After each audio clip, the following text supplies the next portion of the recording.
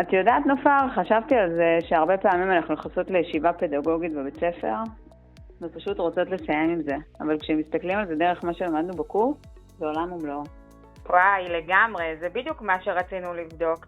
האם הישיבה היא רק ביוקרטיה או שהיא באמת המוח של הארגון? בואי ננסה להסביר קודם כל מה זו המערכת הזו למי שלא מהתחום. בית הספר הוא בעצם מערכת פתוחה. אנחנו מקבלות תשומות מבחוץ. זה יכול להיות נתונים מהבית של התלמיד, ציונים, מיפויים או דרישות של משרד החינוך. נכון, והישיבה הפדגוגית היא המקום שבו קורה הקסם.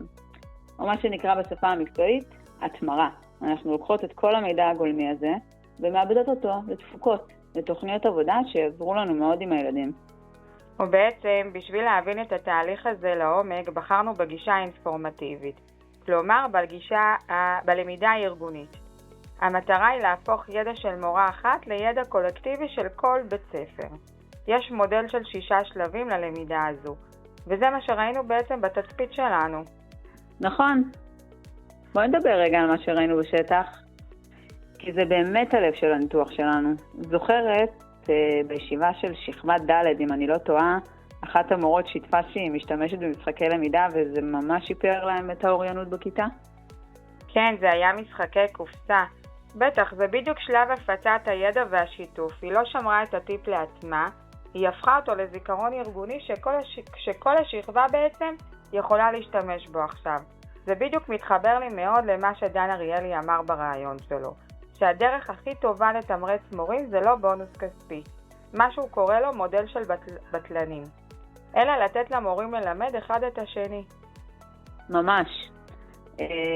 אריאלי נראה לי מדבר באמת על הנורמות החברתיות מול נורמות השוק.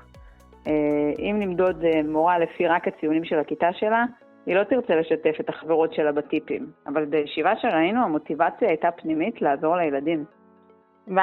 ואז הגיע שלב הפרשנות. זוכרת שהיועצת התערבה? המורות דיברו על קושי בחשבון בכיתה ד', והיועצת אמרה חכו. לפי מה שאני רואה, הבעיה היא בכלל בהבנת הנקרא של השאלה המילולית. באותו רגע כל הצוות שינה כיוון. הם יצרו מודל מנטלי משותף חדש לגבי הבעיה. וזה מה שמוביל אותנו לנקודה הכי רגישה, למידה מטעויות. אני זוכרת שמורה אחת לכיתה שיתפה ואמרה, בנות, אני ניסיתי לוח חיזוקים וזה פשוט נכשל. הכיתה הפכה לתחרותית מאוד וזה היה קשה. זה דרש ממנה המון אומץ להודות בזה. לגמרי. ככה ראיתי, ככה הרגשתי.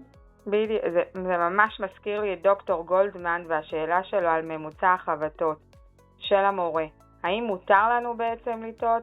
בארגון לומד אמיתי, למידה היא התנסותית.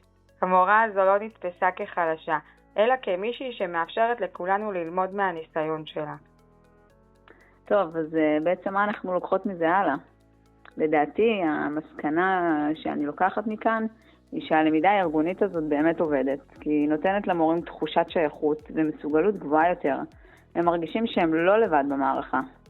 נכון, אבל צריך להיזהר גם ממה שסקוט ומאייר קוראים לו בידול. לפעמים אנחנו עושות ישיבות רק כדי להראות למפקחת שהכל לפי התקן ולקבל לגיטימציה חיצונית. הלמידה האמיתית קורית רק כשמפסיקים לנסות להיראות טוב במרכאות, ומתחילים לדבר על מה שקורה באמת בתוך הכיתה. טוב, נראה לי שסיכמת את זה מעולה.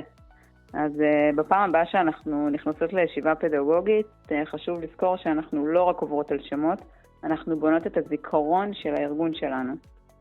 תודה רבה, בתר, היה ממש מרתק לנתח את זה יחד. יאללה, שיהיה לנו בהצלחה ולכולנו בישיבה הבאה.